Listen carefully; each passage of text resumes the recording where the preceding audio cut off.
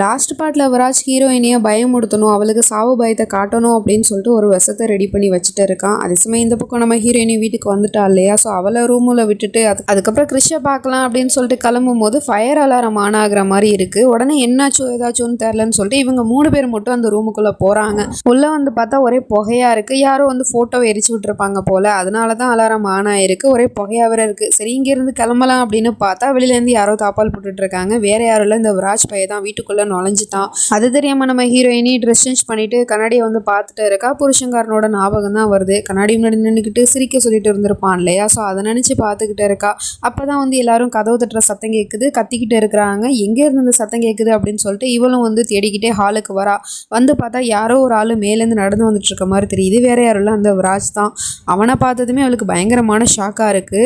நேராக வந்து சோஃபாவில் உட்காந்துருக்கான். இவன் அங்கேயும் இங்கேயும் தேடிட்டு இருக்கா. எங்கே போனீங்க அப்படி இப்படின்னு சொல்லிட்டு அவங்க எங்கேயுமே காணோம் அப்படின்னு சொன்னதும், என்ன பண்ண என்னோட குடும்பத்தை, அவங்கள நீ எங்கே வச்சிருக்க அப்படின்னு கேட்டா, வாயை மூடி, அவங்க என்ன உன் குடும்பமா, உன்னோட குடும்பம்னு நீ யாரை சொல்லிட்டு இருக்க, அவங்களுக்கும் உனக்கு இருக்கிற உறவு, ராகு செத்து போயிட்டான்ல அதோட முடிஞ்சு போச்சு, இதுக்கப்புறம் உன்னோட உறவு உன்னோட எதிர்காலம் எல்லாமே நான் தான், இந்த விராஜ் டோப்ரால் தான். எனக்கு ஒரு விஷயம் புரியவே இல்லை ஜான்வி, நீ எதுக்காக இப்படிலாம் பண்ண? நான் உன்னை ஆசையோட உன்னை திரும்பவும் நான் காதலிக்கணும், உன்னை நான் திரும்பவும் என்னோட மனைவியாக ஏற்றுக்கணும்னு நினச்சி தானே உன்னோட பிரெயினை வாஷ் பண்ணணும், ராகுவோட நினைவுகளை அழிக்கணும் அப்படின்னு நான் நினச்சேன். ஆனால் நீ உன்னோட புருஷனே சாகடிக்க பார்க்குறியா, அவனையே நீ துடிக்க துடிக்க கொலை பண்ண பார்த்தல்ல, உனக்கு எப்படி இவ்வளோ தைரியம் வந்துச்சு அப்படின்னு சொல்லிட்டு அவளோட கழுத்தை பிடிச்சி நெரிச்சிட்டு இருக்கான். வார்த்தைக்கு வார்த்தை புருஷன் சொல்லிட்டு இருக்கான். எந்த புருஷனை பற்றி பேசுகிறான் அப்படின்னு ஒன்றுமே புரியல. இவன் என்னதான் இருந்தாலும் முன்னாள் கணவன் தான், டைவர்ஸும் ஆயிடுச்சு, அப்புறமும் எதுக்காக இப்படி சொல்கிறான்னு தெரியல. இங்கே இவங்க எல்லாரும் புகைக்குள்ளே மாட்டிக்கிட்டு இருக்காங்க இல்லையா, தப்பிச்சு போகலாம் அப்படின்னு சொல்லிட்டு கதவு திறக்கும் போது தான் தெரியுது அந்த பையன் வெளியில் லாக் பண்ணி வச்சிருக்கான் அப்படின்னு.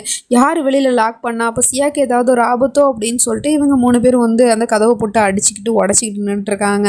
அந்த பக்கம் அவனும், இப்போ உனக்கு கடைசியாக ஒரு சான்ஸ் தரேன், நீ என்னை காதலிக்கிறேன்னு சொல்லு, நான் உன்னை உயிரோட விட்டுருவேன், இல்லைனா வச்சுக்க இந்த பாரு இந்த விஷத்தை வந்து உன்னோட உடம்புல நான் செலுத்திடுவேன், இதை நான் செலுத்தின அடுத்த 2 நிமிஷத்துல நீ இறந்து போயிடுவேன், அதனால நீ என்கிட்ட சொல்லுமா ஜான்வி, ஐ லவ் யூ சொல்லு, ஐ லவ் விராஜ்னு சொல்லு அப்படின்னு சொல்லிட்டு இருக்கான். ஆனால் அவன் முடியாது, நான் ராகவை தான் காதலிச்சேன், காதலிக்கிறேன், காதலிச்சுக்கிட்டே இருப்பேன், உன்னை நான் காதலிக்கவே மாட்டேன் அப்படின்னு சொல்லிட்டு இருக்கா.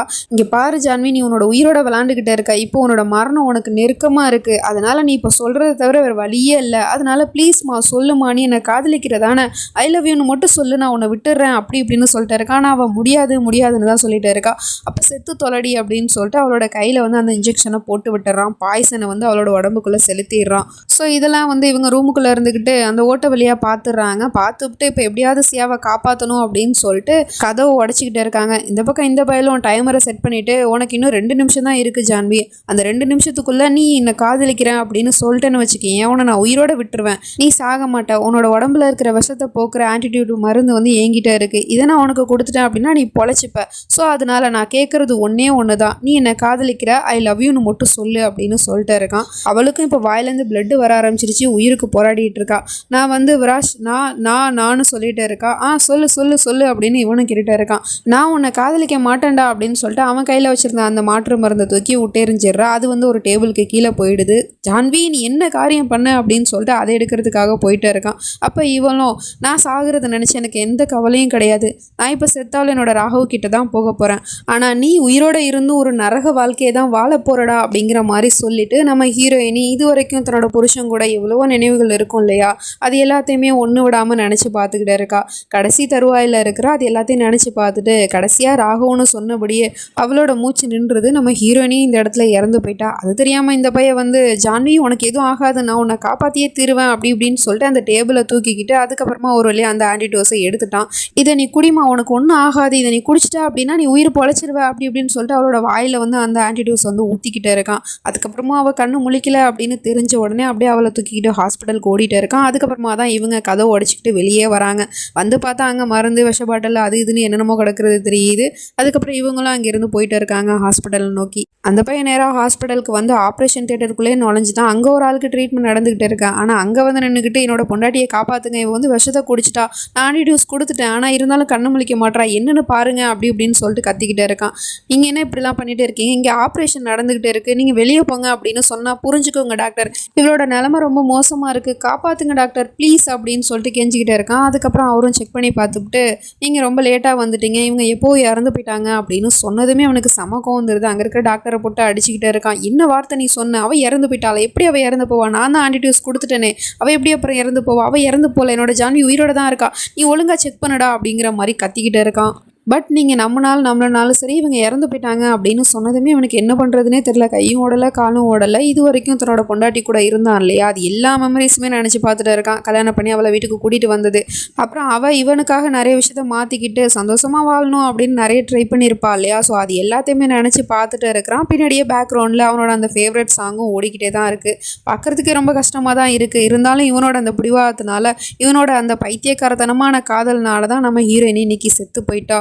டாக்டரும் ப்ளீஸ் இங்கேருந்து இந்த பாடியை தூக்கிட்டு போங்க, நாங்கள் இந்த பேஷண்ட்டுக்கு ட்ரீட்மெண்ட் பண்ணணும் அப்படின்னு சொன்னதும், என்னது யாரை சொன்ன நீ பாடின்னு, அவள் உயிரோட தாண்டா இருக்கா, அவள் சாகலை அப்படி இப்படின்னு சொல்லிட்டு கத்திக்கிட்டே இருக்கான். அப்போ தான் கரெக்டாக மொத்த ஃபேமிலியும் வராங்க. டாக்டரும் சொல்கிறாரு இவங்க இறந்து போயிட்டாங்க, ரொம்ப நேரமாச்சு இவங்க இறந்து போய், நீங்கள் ஏன் புரிஞ்சிக்க மாட்டீங்க அப்படின்னு சொன்னதுமே இப்போ வந்த 3 பேருக்குமே தெரிஞ்சு போச்சு நம்ம ஹீரோயின் இறந்து போயிட்டா அப்படின்னு. இதை கேட்டதுமே அப்படியே அதிர்ச்சியில் உறைஞ்சு போய் நின்றுட்டு இருக்காங்க.